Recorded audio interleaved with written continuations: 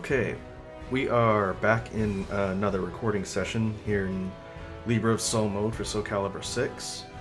We're going to be picking up where we left off before with our character Rhea.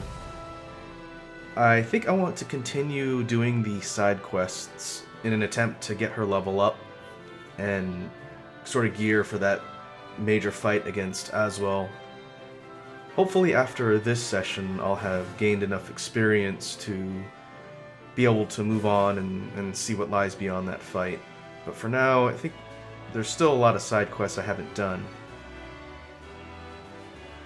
But first off, in order to sort of mix things up for the playthrough, up till now, if you've been watching the other videos, Rhea's main weapon style for her character is the style of Voldo. Close range, really unusual movements and whatnot. I thought for this particular session what I would do is switch up her weapon and use a different character style for these side quests, just to sort of mix up the gameplay and also to give me a chance to talk through a different character's style and kind of explain a little bit how they work, since we've seen nothing but Voldo for, I want to say, 30-something episodes now, so it'll be a good change of pace. And then eventually when I go back to do the next major fight, I'll switch back for the sake of continuity. But for now, the character I wanted to switch to, if I go to the weapons here, I want to switch to Sophie Diaz style. I went and bought this weapon, it's level 25 sword and shield.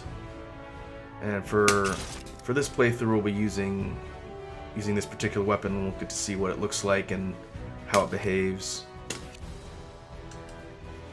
And let's see if I can go over towards that icon in the upper left.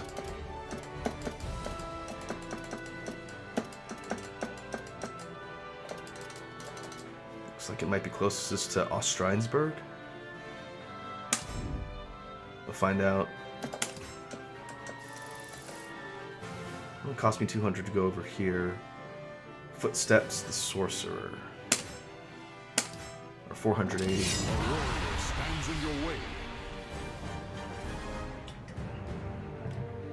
And we get a random encounter immediately. This will be a good chance to sort of warm up, and I can explain a little bit about the style that I'm going to be using for this particular session. Bandit leapt out of nowhere to block my path. I had no choice but to fight.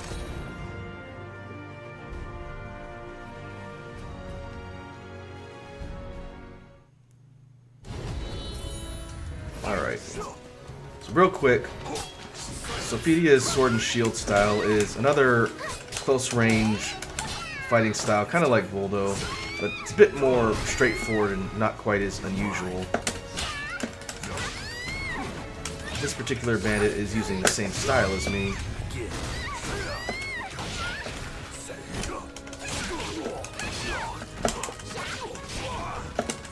I only get one chance to win here, so what I'll do is I'll sort of proceed here, because I don't want to lose this fight. As you can see, the whole point of her particular style involves a lot of in-your-face quick strikes with her sword and shield, and she can chain a lot of her different attacks into combos, which makes it really difficult and aggressive to deal with. I feel like Sophie Diaz's style is a bit more straightforward than Voldo's in that you're not really relying on confusing the enemy so much as just getting in close, getting your attacks through, and making sure you're keeping the pressure on them. For that particular random fight, I got a level 32 weapon. That is better than the 25 that I just equipped. So that's handy. What I can do is... And this is another random encounter? I don't think I've ever seen more than one happen in one sweep. But it seems like the weapon drops and equipment you can get from these random encounters can be pretty decent. So I don't mind going through them here. Oh, looks like he didn't fill my health up though.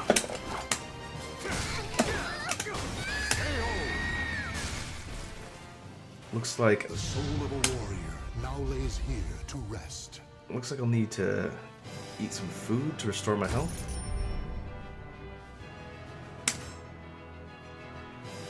Okay, that's right. If you get KO'd while you're on an expedition, it kicks you back.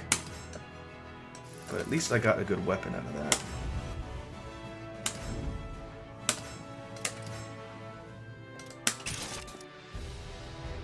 It's a decent bump in total damage.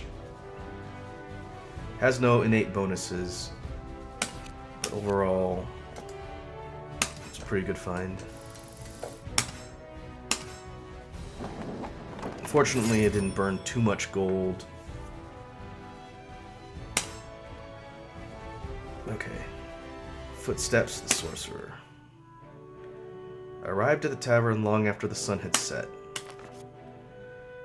The place was loud and lively, a table of tipsy young folk playing cards, a wizened old lady nursed a mug, a barmaid giggled with a customer. But what caught my eye was a well-built fellow at the end of the counter. Drinking silently, he surveyed the room, an occasional smile forming on his lips. I made my way through the throngs of people to the counter. While I was waiting for my drink, the man slipped up to me and began to speak. Evening. You're a different sort, aren't you? It seemed that the man had noticed me too. I asked him what he meant by different sort, and he smiled. My hobby's people watching, you see, so I get a kick out of finding people like yourself who are a little, well, unusual, shall we say. I pulled back, not wanting to get involved with the shady character, but he carried on talking regardless.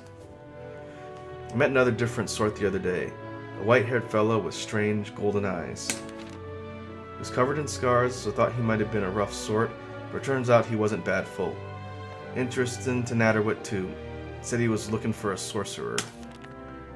He wanted to know if I knew of any of that sort. Well, I just told him about the old lady across the river, the one who knows a thing or two about medicine. You know, the Witch of the Oak. When he came back the next day, he wasn't happy. He said, damn it, don't need some old hag who can lance a boil. Need someone who can open a gate or knows someone who can. Tell me where to find them now. The cheek. Apparently the white-haired man just shrugged and left when he found no answers. So you know, as a person of a different sort yourself, what do you think that guy's deal was? Oh, and that might be Jerry. He's a witch hunter and a troublemaker. He's from a world of magic. Haha, I like the way you think. Besides, I can see it. Certainly was funny enough, that one. But whatever he was, he looked real serious, like he'd never had a laugh in his life. The man seemed to suddenly remember something and pointed to the table of card players. He told me they had card games where he's from too. Asked me what sort of rules they play by here. Boy, was he ever clever. Picked the game up in seconds. Cleaned me out a twinkling too. It really was like magic. Ha! I think the Witcher card game is called Gwent. The man continued to talk for hours, flitting from topic to topic with seemingly no intention of stopping. Got some cider.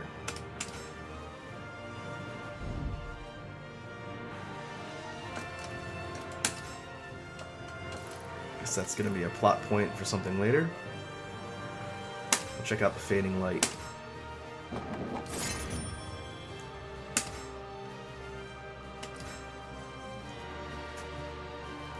While searching for information on the cursed sword, the name of a mansion in the British Empire came up time and again. Perhaps I could find some clues there? With that in mind, I set off. Level 35. I heard rumors of a place in the British Empire that might have something to do with the cursed sword. When I arrived, I found a ruined mansion. Out of courtesy, I knocked before entering the seemingly abandoned building. Inside, I found old portraits on the walls and furniture covered in dust. When I reached the central courtyard, I heard footsteps. What do we have here? A guest? It's been ever so long. Are you a friend of Lord Valentine? May I inquire as to your name? The man spoke politely, but he had a dangerous air about him. I gave my name, careful not to take my eyes off of him. Oh, how surprisingly candid of you. My name is Fiddler. Since you've come all this way, I feel I should tell you a bit about the place. This was once the estate of the renowned merchant and noble Lord Valentine. See that crest? It once adorned the prows of merchant galleons in the harbor from London to Venice and the world beyond. He was brilliant, but sadly grew erratic not long after he began his research into the alchemical arts. His wits faded as his obsession for something called soul edge grew. He squandered his fortune and died of sickness along with his beloved wife. And now, well, see for yourself what has become of his legacy. He had an exceptionally beautiful daughter, but who knows what became of her. Some say his madness transformed itself into his daughter's curse. Anyway, I believe I've amused myself long enough for today. Miser, be a dear and help me flank this fool. I glanced over my shoulder and was shocked to see a woman dressed in Eastern garb standing right behind me. It looked like this fiddler had been buying time until his partner showed up. You're as cowardly as ever, Fiddler, but you are wise to wait for me. You see, friend, this is our, what do you call it? Secret base? Yes, that sounds right. Now that you've seen us, we simply can't let you leave alive. You face number 8, Fiddler the Butcher now. And I'm known as number 5, the Breaker. Let's do this.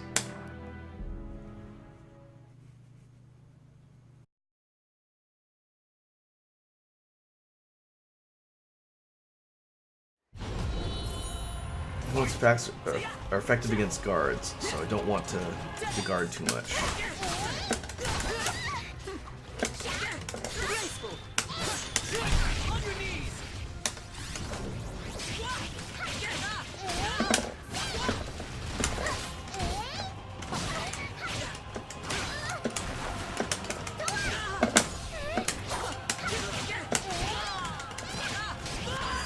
Another part of Sophie Diaz's playstyle comes from her mix-up potential. A lot of her strikes look similar, but hit at different heights.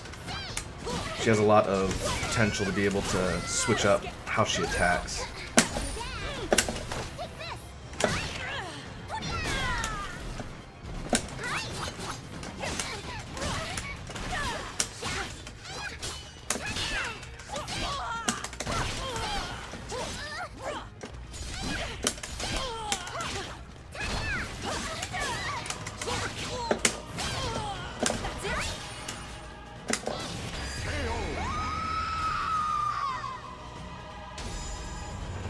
Wasn't too bad.